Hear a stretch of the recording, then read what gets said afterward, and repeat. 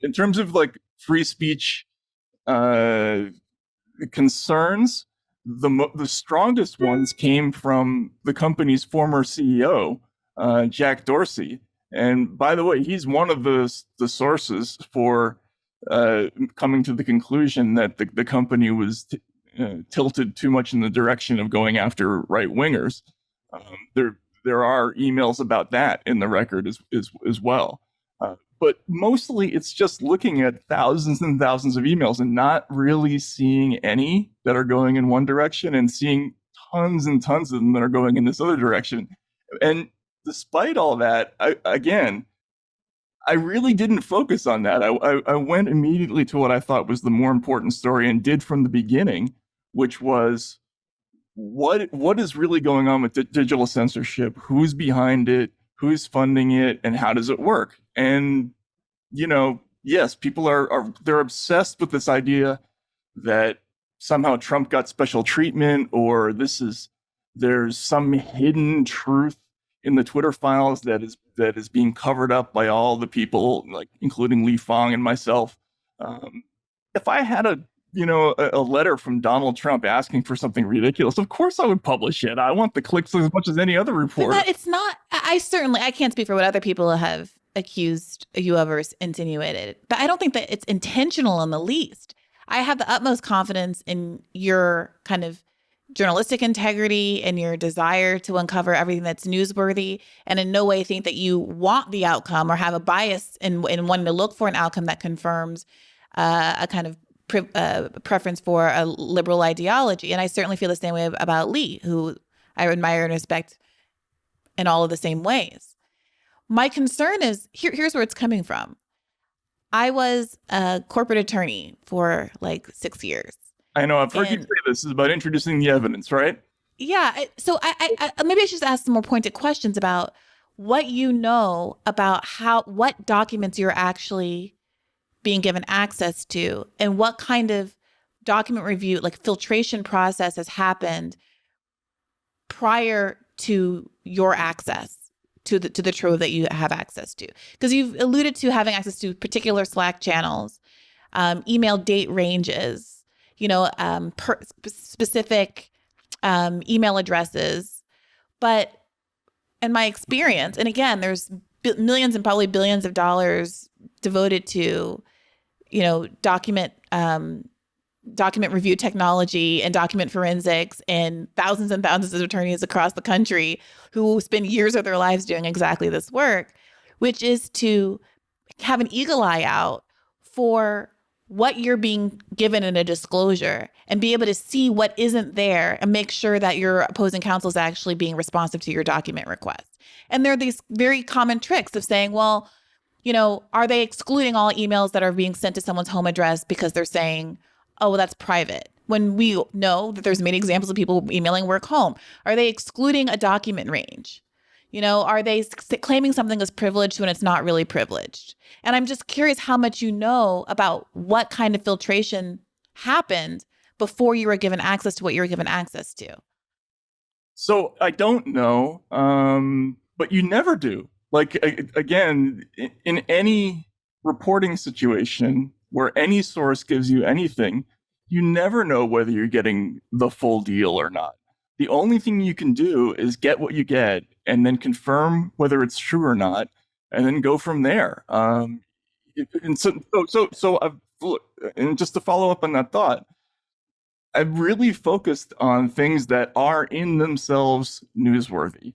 Like, no matter what other context might appear in the Twitter files threads, a request from the Digital Forensic Research Lab of the Atlantic Council for 40,000 people to have their accounts reviewed for being suspected Hindu nationalists. That's newsworthy, no matter what. Of course it is. Of course it is. But there's a world where that's reported on without the editorial claim that there's a broader trend that cannot be proven with only a sliver of information, right? So that you can say this is a newsworthy instance of a anti-right bias, and it's the kind of government interference with speech that we should all be concerned about. And I think that's very legitimate. And it's why, especially over at Rising, we've been covering the Twitter files so favorably this entire time. The only, and I don't want there to be a disproportionality here. I have this opportunity to talk to you, and this is like my pet peeve and my little concern. So I'm focusing like the bulk of this conversation on it. But I do really want to validate overwhelmingly how newsworthy and productive and useful I think this information is. I do just have this concern about how we make claims about what the totality of what is going on in Twitter without having more knowledge about what the document provision protocols have been. And so Glenn brought up this point. I brought this up with Glenn when he was on the show a couple months ago.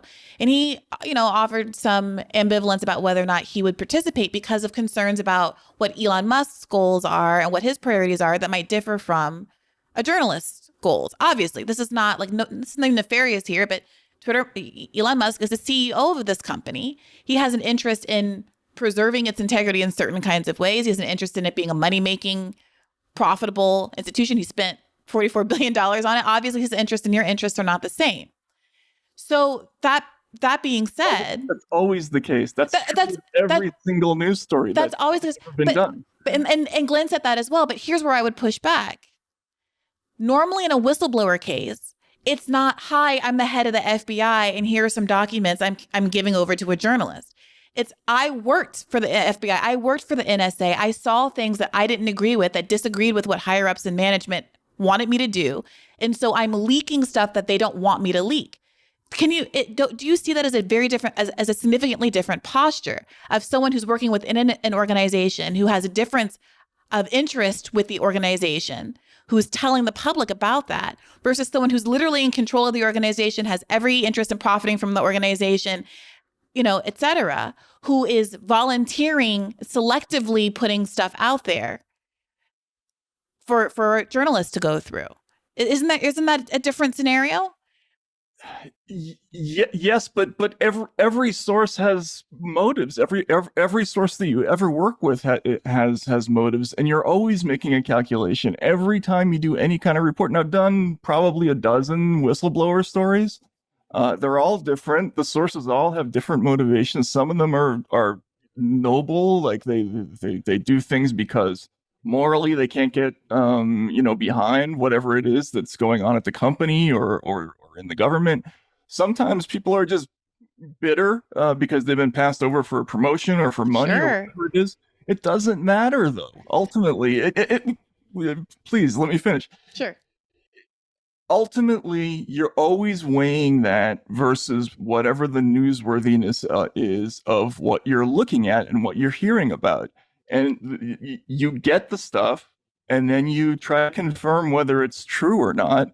And then as soon as you make that determination, that's when you go forward. I mean, like, if I had any belief that there was some hidden trove of communications where there was this massive campaign against left-leaning people that I was somehow missing, that there were, lists from the FBI that were targeting Democrats, for instance, like that were being passed to people like the lawyer Stasha Cardeal or Yoel Roth or whatever it was.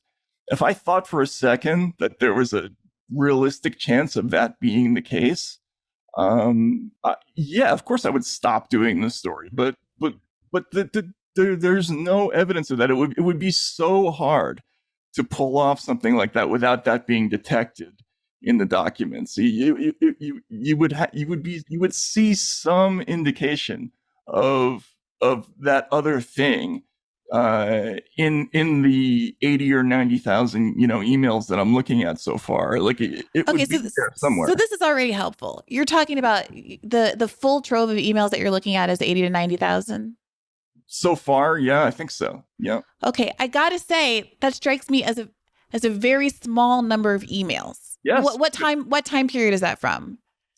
Most of it is from 2019 to the present. Some of it is 2016 and 2017, and that's because these are these are bespoke searches that I'm doing. I'm sending out the requests, and then I just get a pile of stuff back. The turnover time is so fast. Matt, I've heard you make this argument before, but the way I don't know what software, I don't know anything about what they're using. But what do you think they're leaving? I mean, it could be, it could be theoretically, it could be stuff like privileged information. Even though I was told explicitly that I could have privileged information, and I have, and I've published lots of documents that say attorney-client communication privileged on them. So for one, I don't think that. Let me tell you what I don't think. One, I don't think that you should. My argument is not that you shouldn't have participated in the Twitter files. Even when I was talking about this with Glenn, and Glenn said, "Well, I might not have participated." My answer was, I absolutely would, regardless, because I think it's newsworthy. Like I have my concerns, but if given the opportunity, obviously I would want to look. But what I also am not saying is that I think that there's necessarily that they went through and said, let me exclude any information, that says we got to go after insert liberal senator. Okay. What I am saying is that there are probably, I don't know, millions of emails that have been sent and received between Twitter staffers since the beginning of the company, right? Right. That there are untold numbers of Slack messages. There are texts, there are phone calls, which we will never be privy to in all likelihood. And that, given that's the case, I just am hesitant, given the very small, ultimately, number of documents that you have been privy to, I'm just hesitant about the broader claims about what we really know what's going on here. And again, not because I'm particularly interested in what happens to liberals, but because I'm very curious about what's been going on with leftists on these sites. And that's the area of inquiry that I'm very curious about, because there is also an anti-left bias. And we saw what the media narratives were around Bernie Bros, et cetera, both in 2020 and 2016. And there have been any number of instances of left-leaning accounts that have been censored and shadow banned and pulled down and all of these other kinds of things. And the last thing I would just say is that I understand the argument that whenever you have a leak, whenever you have a whistleblower situation, people have their own interests and biases. But there is a concept in like evidentiary law of a statement against interest. That's an exception to hearsay. The idea being, I can say anything. I can come in court and attest to having said something that makes me look good outside of court, right? So I'm not going to let those out-of-court statements stand for what they're supposed to believe in the courtroom. We're going to exclude hearsay. However, if I said something out of court that's against my own interest, it's more likely to be true, because why would I say something that makes me look bad in the context of this case? So if someone overheard me saying, I did it, I killed her, then that's likely to be more admissible because it's a statement against interest. And what I'm saying about the Elon Musk of it all is that he is not in a posture as the person who benefits ultimately, who's in charge of this whole organization, who's ultimately now responsible, now he's put himself in the seat of the CEO, of all the liability and everything that goes on in this company. Everything that he says, there's no like statement against interest. There's like this presumption for me, unlike a whistleblower who's risking losing their job, all of these other kind of things. That's not the position Elon Musk is in. So I just have more skepticism. It's not to say you shouldn't report on it, that it's not newsworthy or any of those things. But I feel like there should be more skepticism about what it is exactly that you're being fed and what is being excluded. So what is it that you think that is being excluded? What do you think? I mean, again, I looked at a Slack channel that had the entire content moderation conversation for all the highest executives of the company. How do you know? How do you know that one Slack channel contains the totality of content moderation discussion that happened at the company? The totality of everything that happened in the company, but it's extremely representative. But how do you know? I'm not saying it's not true, but like, how can you make that kind of a claim without having access to everything?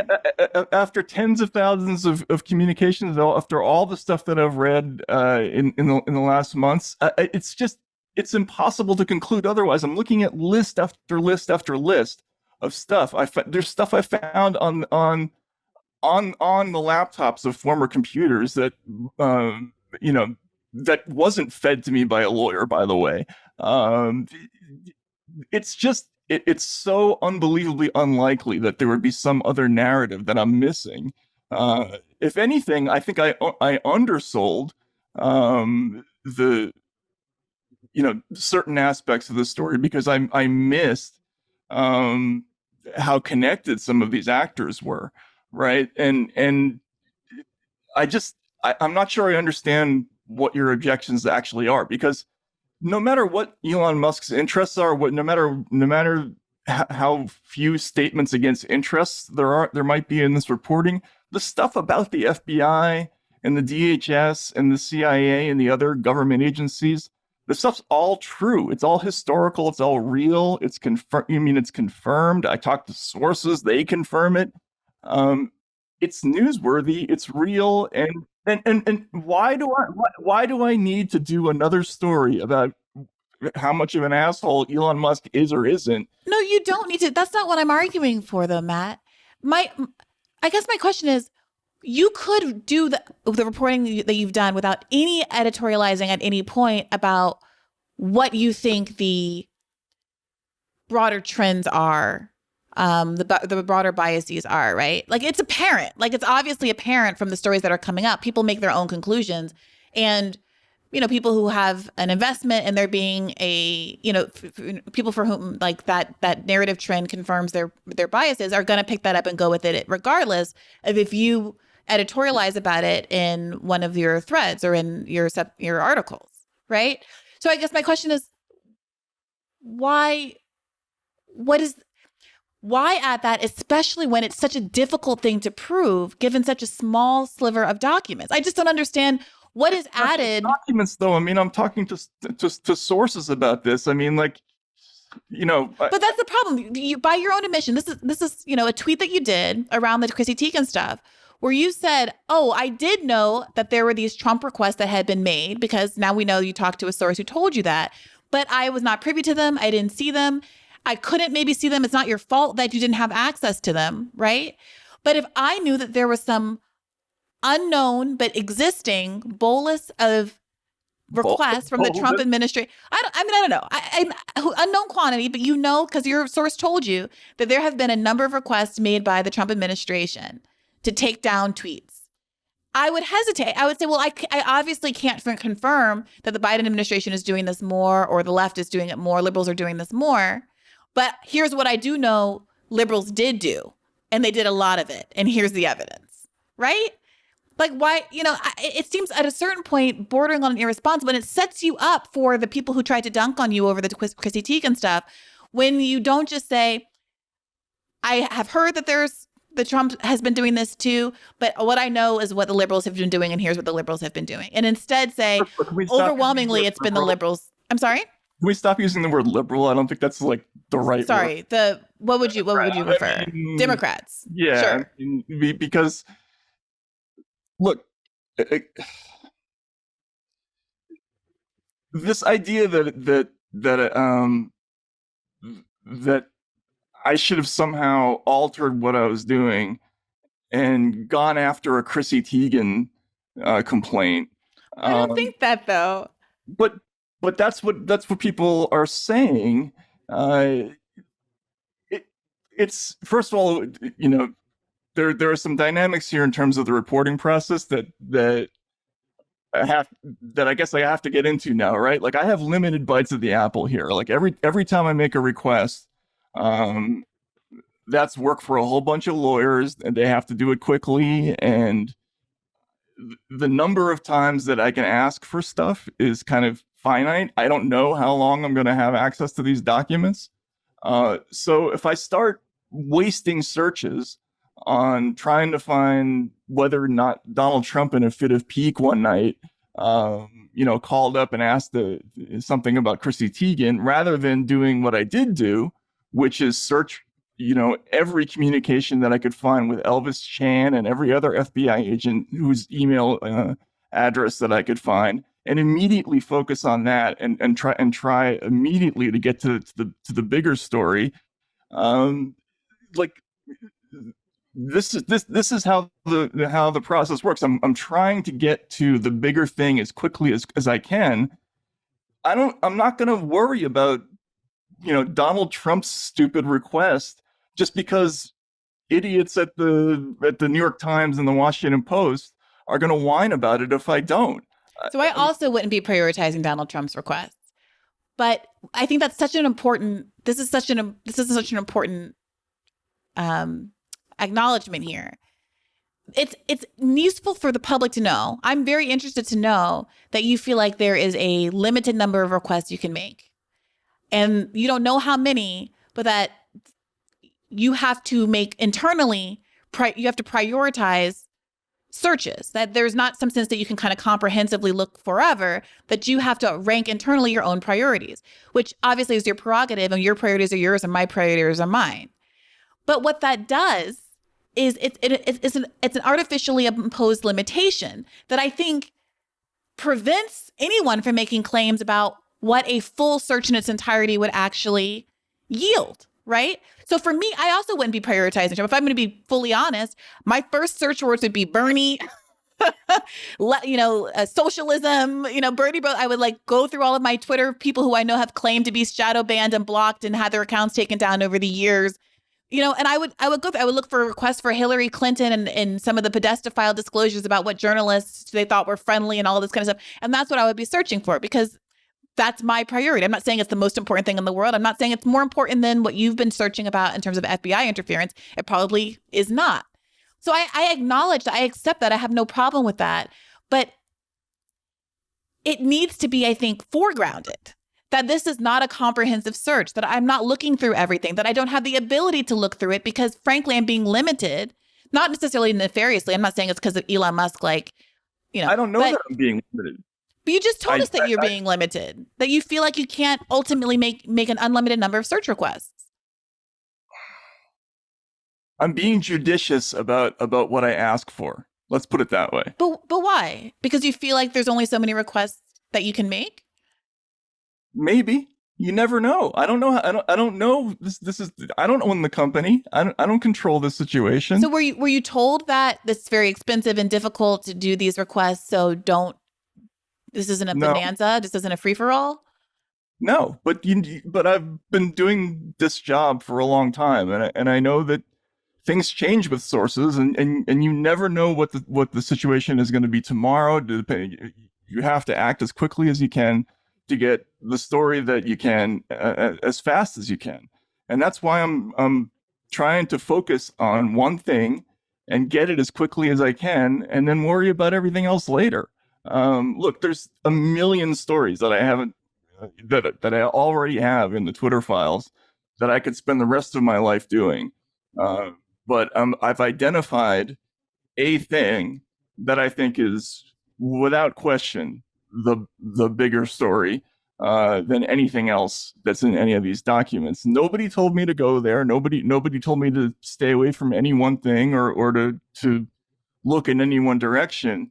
Just from organically looking at these documents and making calculated guesses about things, I went through and recognized that what I was looking at was a major, serious, unreported issue about essentially a digital censorship network that is funded by the U.S. government and by other governments, and that has to be reported out. I'm trying to get that stuff. That's the priority. I'm not going to worry about anything. I'm not going to go hunting for Chrissy Teigen's tweet just so that somebody else, just so that Glenn Kessler is going to be nicer to me in the Washington Post. Truly fuck Glenn Kessler. But the point isn't about Chrissy Teigen per se. It's about an acknowledgement. Like if I said, I'm only going to look at, I have limited resources and time. I'm only going to look at things pertaining to FBI, intelligence agency influence on this social media company. Don't ask me anything else. My scope is limited. I think that's completely fair. But what do you make, though, Matt, of the fact that you've also said these other things that hint at a broader story about cultural bias that is really the one that's taken off, right? Like when I see, conservative sites talking about this. Yeah, sometimes it's like the FBI is doing this and that and the other, but oftentimes there's this far-ranging anti-right-wing bias, which I don't have a problem with, except for I think that the story is there is an establishment bias against more fringe populist parts that include, yes, the right, but also the left. It's a nuanced point, but I think that it's important. But the reason you're seeing more of this against the right than the left is that the left is toothless and no threat to anybody, whereas the right is actually scary to the national security establishment because of Brexit, because of Trump, and because of other things. If that's true, Matt, why is it that 85% of all FBI action, FBI activity, has been historically focused on the left? I'm not talking about the right now contemporary. Yes. Okay, well, I'm not looking at 1970. I'm looking at 2015 on. That's fine, but Matt, we just all saw Bernie wins Nevada, and the next day on MSNBC, it's Bernie's in talks with Putin, and he's going to cut people's heads off in Central Park. I'd love to get that story. I would love to get, but is that on Twitter? I don't know. I mean, I've certainly looked for it. Tell me more about looking for it. I mean, what kind of searches have been done to try to investigate what was going on at Twitter around some of the Bernie bot, Bernie bro narratives in 2016 and 2020? Let's just say that I've searched for anything involving the government and claims about Russia. And Bernie? No, not Bernie specifically, because I haven't done a search on Sanders. I haven't. I've done a search on Assange, but not much turns up. It's just not. It's not my priority to try to discern exactly what happened in the Nevada election. And I was looking for one thing. Like, for instance, I didn't go looking for the Hamilton 68 story. That just happened to be because I was looking for Russia and some other stuff. And then I find this conversation about it, and it's a big deal internally at Twitter because it speaks to a larger issue about how these digital censorship organizations operate, like what their methodologies are. So there's a lot of talk about it back and forth inside the company, which was really, really interesting. Now, mostly, you're not going to see a whole lot of stuff where they say interesting things in these emails because mostly they're all in agreement about things. Like, again, most of the moderation is automated. And has there been any searches about the nature of the algorithmic programming, since the overwhelming majority of the we did a little bit of that at the beginning especially when Barry did the stuff on visibility filtering. We tried to make a whole glossary of how they do that, but again, once we got that story, once I found this other thing, I just focused on that. I left all that behind. Hey YouTube, thanks for watching. Just a reminder that this is a podcast. You can catch an extra premium episode every Monday for $5 a month at patreon.com/badfaithpodcast. That's patreon.com/badfaithpodcast for $5 a month, an extra episode every week. Additionally, please do consider liking this video, subscribing to this channel. It helps us out. It helps independent media beat the algorithm. We appreciate you. And as always, keep the faith.